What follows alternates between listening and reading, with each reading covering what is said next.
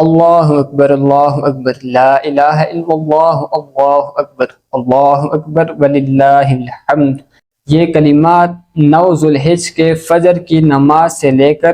13 ذوالحج کے عصر کی نماز تک ایک مرتبہ بلند آواز سے پڑھنا واجب ہے اور 3 مرتبہ بلند آواز سے پڑھنا مستحب ہے۔ ایسے شخص پر پڑھنا واجب ہے جو ایسی جگہ رہتا ہو جہاں عید کی نماز ادا ہوتی ہے اور وہ اس جگہ پر مقیم ہو، مسافر نہ ہو، اور جماعت کے ساتھ نماز ادا کرے، اکیلے نماز ادا نہ کرے۔ اگر وہ اکیلے نماز ادا کرتا ہے، جماعت کے ساتھ ادا نہیں کرتا تو اس پر واجب نہیں ہے، یا وہ ایسی جگہ رہتا ہے جہاں عید کی نماز ادا نہیں ہوتی تو اس پر بھی واجب نہیں ہے، یا وہ ایسی جگہ رہتا ہے جہاں عید کی نماز ادا ہوتی ہے لیکن ادھر مسافر ہے، مقیم نہیں ہے اور اپنی الگ جماعت کرا رہا ہے مسافروں کی، کسی ایسے شخص کے پیچھے نماز نہیں پڑھ رہا جو مقیم ہے، تو ایسے شخص پر بھی یہ کلمات پڑھنا واجب نہیں ہے۔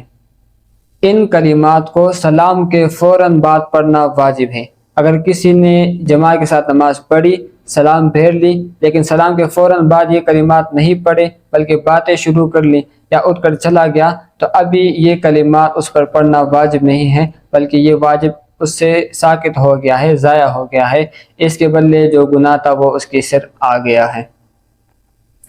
یہ کلمات اکیلے شخص پر پڑھنا واجب نہیں ہے،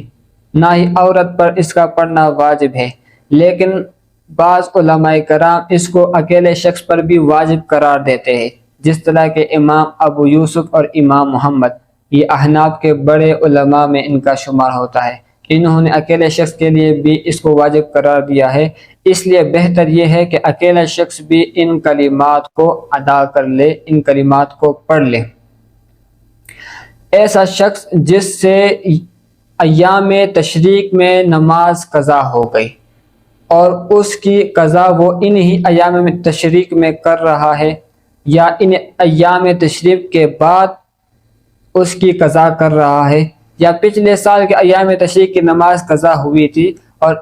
اس سال ایام تشریق میں اس کی قضا کر رہا ہے، تو اس پر یہ کلمات، یہ تکبیرات پڑھنا واجب نہیں ہے۔ ہاں، ایسا شخص جس سے اس سال کے ایام تشریق میں کوئی نماز قضا ہوئی اور وہ اسی سال کے ایام تشریق میں اس کی قضا جماعت کے ساتھ کر رہا ہے تو پھر اس پر تکبیرات کہنا واجب ہے،